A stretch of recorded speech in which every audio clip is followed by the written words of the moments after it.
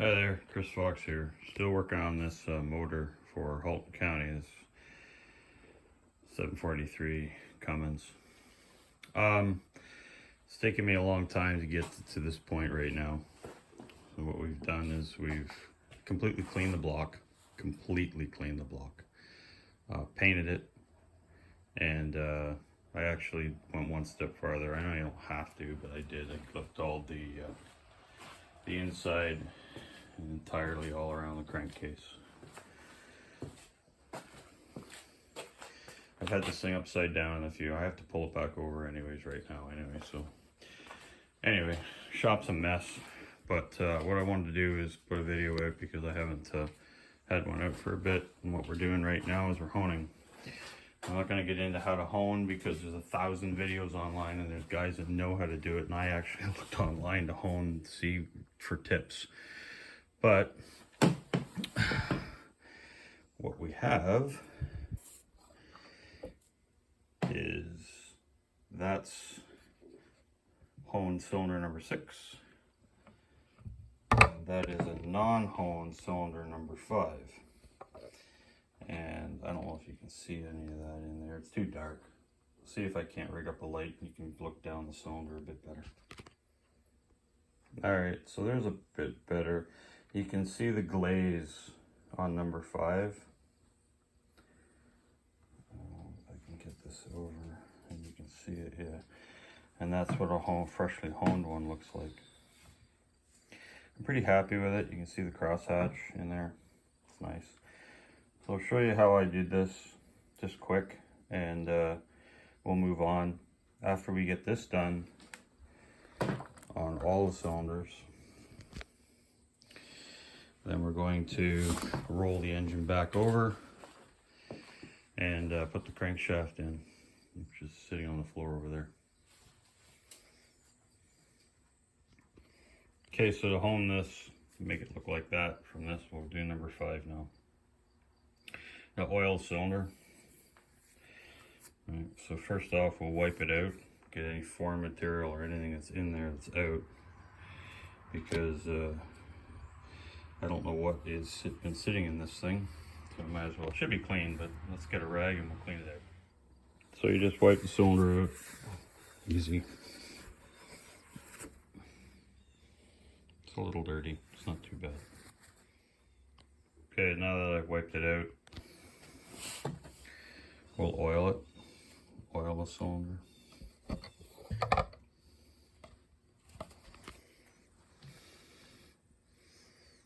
I use 10W30. You can use honing oil. 10W30 is nice. So what you want to do is you want to coat the cylinder with a film of oil. Doesn't have to be all kinds, but enough that it's good. And you should be able to see. Yeah, if it drips off the bottom, that's fine. That's okay. So coat the cylinder with oil and get your hone. And I would suggest, or what I'm using, do what you want really, but I'm using a 3-blade Leslie cylinder hone. This one expands up to 7 inches. So using the flat stones I like first, and then if you want, you can finish it up with a bottle hone or a bottle brush hone afterwards, but you might not need it. These stones, they work great. So let's set it up. All right, set it in there. And that's basically it. Medium to slow speed. Just like you've seen 1,000 other times on the internet.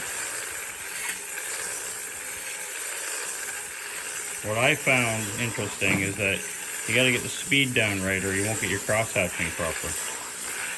30 to 45 degrees is the best. 45 everybody says. So you don't want a flat cross, not at all. And we'll pull them out. Okay, so we pull them out. Now, this is very important. a bucket of soapy water.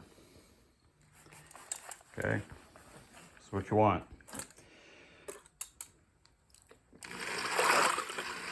Clean the stones. Very important.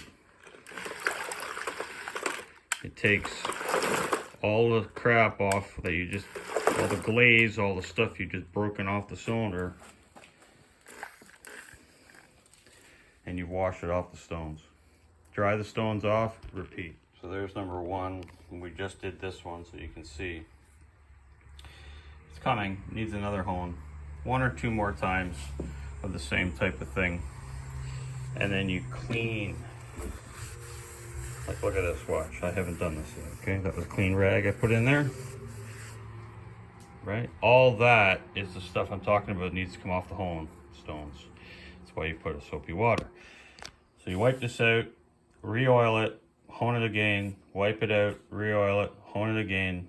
Make sure that you have no high or low spots in there, or shadow spots, as you can see.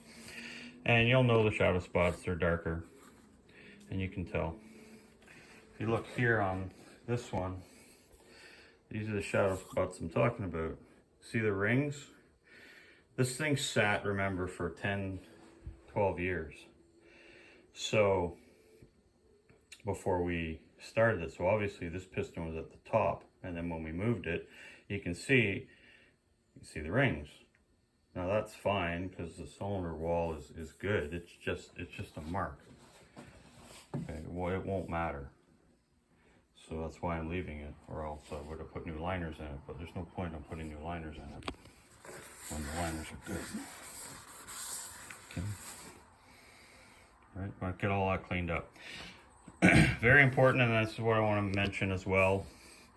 After you've got the hone done and you're happy with the crosshatch and it's all said and done and everything else, wash this. Wash the liners with soap and water, or a brake clean, or a degreaser, or something. Get rid of everything, and then you should be able to run a white rag through it and not have any stuff in it at all. Okay. Trick I learned also is, after you cleaned it, spray the cylinder with WD-40, wipe it, and all you should see is the discoloration of the WD-40, just the oil color, not any dark stuff like that. All right, let's finish this up. All right, so that's number 2 done. And you can see in there that it's pretty clean, it's nice, it's nice crosshatch in there. And with number 1, as you move down here, you can see the difference. Right? Or not number 1, that's number 6, and number 5, and this is number 4. You can see the difference. So we'll clean them all up. We'll get them all honed up. And then what we'll do is we'll roll the block back over and put the crankshaft in. All right, more into it.